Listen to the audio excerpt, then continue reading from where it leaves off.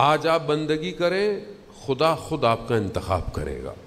جوان پوچھتا ہے کہ میں امام زمانہ کے لیے کیا کروں، میں کیسے کروں؟ اپنے اندر اس کیفیت کو پیدا کریں کہ جو ایک جوان کے اندر ہونی چاہیے۔ خود امام آپ کا انتخاب کریں گے، خود امام زمانہ آپ کو اٹھائیں گے۔ جب انسان خود توبہ کرے، استغفار کرے، امام اس کو خود اپنے لے جاتے ہیں جانے والے۔ وہ واقعہ استاد فاطمی نیا کہ خدا ان کے درجات بلند کرے، بہت بڑے عارف دین، عالم دین تھے، کچھ عرصے پہلے ان کا انتقال ہوا۔ وہ بہرحال ان کا نام آیا تو میں ان کا ایک جملہ، ان سے کسی نے پوچھا کہ کیسے پتہ چلے کہ ہم ابھی تک بچے ہوئے ہیں، یعنی غرق نہیں ہوئے، برباد نہیں ہوئے، دنیا میں ڈوبے نہیں ہیں۔ ان کا بڑا خوبصورت جملہ ہے، کہتے ہیں اپنے دل میں جھانک کر دیکھو، اگر حضرت فاطمہ کی محبت ہے تو سمجھ لو خدا نے بچا کے رکھا ہوا ہے۔ اللہم صلی علی محمد یار، وہ اپنے اندر دیکھو، کوئی بھی ہو، زمین کوئی بھی ہو، کہیں پہ بھی ہو۔ بہرحال مجھے توفیق ہوئی، فاطمیہ ہم سنتے تھے ایک شہر ہے پرتگال کے اندر، مجھے بھی توفیق ہوئی، میں بھی وہاں خاص طور پہ گیا، جا کے دیکھا۔ اور وہ بہرحال وہ کہتے ہیں کہ وہ ایک جگہ تھی، وہاں پہ دو بچیاں تھیں ایک زمانے میں، اور ان کی کتابیں بھی لکھی ہوئی انہوں نے کہ کوئی چیز تھی جو اوپر سے نور آیا اور انہوں نے کہا کہ ایسا ایسا ہوگا۔ وہ کہتے ہیں کہ حضرت مریم تھی، لیکن جو خاتون آئی تھیں انہوں نے اپنا نام فاطمہ بتایا تھا، اور آج تک وہ پورا منطقہ فاطمیہ کے نام سے مشہور ہے۔ چرچ بنا ہوا ہے، ظاہر ہے وہ کرسچن لوگ تھے وہاں پہ، کرسچن ہے، سب کچھ ویسے ہی ہے، لوگ وہاں جاتے ہیں، لوگوں کی منتیں پوری ہوتی ہیں، لوگ بڑے ارادت سے جاتے ہیں، پورا حصہ ہے اپنے آپ کو بڑے ادب سے، جیسے ہم لوگ اربعین میں پیدل جاتے ہیں، ان کے خاص ایام میں لوگ دور دور سے وہاں بھی پیدل آتے ہیں۔ نام فاطمہ، وہاں پر ایک چھوٹا سا امام بارگاہ ہے، اس کا نام لیڈی فاطمہ ایسوسیشن ہے۔ خود دیکھا کہ جو لوکل لوگ ہیں، کرسچن ہیں، جب وہ اس کے پاس سے گزرتے ہیں، اس نام کی وجہ سے وہاں جھک کر ادب کرتے ہیں۔ اپنے دل میں جھانک کر دیکھو، اگر تمہارے دل میں رسول کی بیٹی کی محبت ہے تو سمجھ لو خدا نے تمہیں بچا کے رکھا ہوا ہے۔ استاد فاطمی نیا جوان کا واقعہ، بہرحال آج شہادت بھی جوان کی ہے، جوان کا واقعہ، جوان تھا، والد عالم دین تھے، انتقال ہو گیا، گاؤں تھا، سوچا والد کا لباس پہن لیتا ہوں، کرسی پہ بیٹھ جاتا ہوں، ممبر پہ بیٹھ جاتا ہوں۔ کافی عرصہ گزر گیا، علم نہیں تھا اتنا، اپنی طرف سے تھوڑا بہت جانتا تھا، باقی اپنی طرف سے۔ ایک دن دیکھا آئینے میں کہ داڑھی میں، محاسن میں سفید بال آ گئے۔ وجدان ضمیر نے جھنجھوڑا کہ یہ تم اتنی عرصے سے کیا کر رہے ہو، جھوٹ بول رہے ہو لوگوں کو، تمہاری زندگی ختم ہو جائے گی۔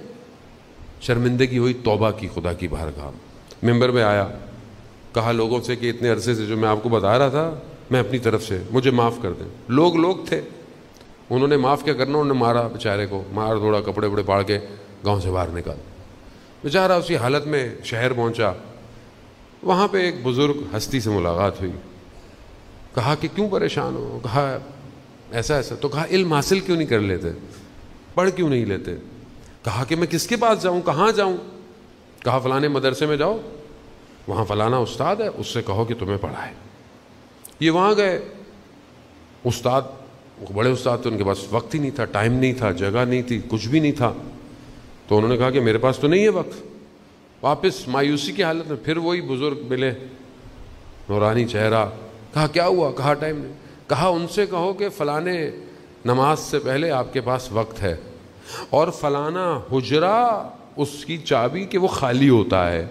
اس کے بعد گیا، اس کو بتایا تو انہوں نے کہا ہاں ایسا تو ہے، حجرہ بھی ہے، ٹائم بھی ہے۔ پڑھانا شروع کیا۔ ایک دن درس پہ گئے، کہا کتاب نہیں مل رہی ہے، کھو گئی ہے کہیں، آج درس نہیں ہوگا۔ جانے لگے، پھر وہ عالم، وہ بزرگ شخصیت مل گئی، تو ان سے پوچھا، کہا کہ وہ کتاب، کہا ان سے کہو کہ کل جو مہمان آئے تھے انہوں نے کتاب اٹھا کے کتابوں کے ریک میں فلانی جگہ رکھ دی ہے۔ جب انہوں نے جا کر استاد کو یہ بتایا، استاد بھی استاد تھے، کہا کہ یہ کون ہے جو میرے اوقات سے بھی واقف ہے، حجروں سے بھی واقف ہے، کتابوں سے بھی واقف ہے؟ کہا یہ کوئی اور نہیں ہو سکتا، یہ وقت کا امام ہے، وقت کا امام۔ اب امام جسے چاہیں، امام کا تصرف ہے، امام اگر نہ چاہیں ان کو کوئی نہیں پہچان سکتا۔ آپ کی زندگی میں بھی ہو سکتا ہے آپ کی امام سے ملاقات ہوئی ہو، آپ کو خود نہیں پتا ہوگا، لیکن جب تک امام نہ چاہیں امام کو کوئی نہیں پہچان سکتا۔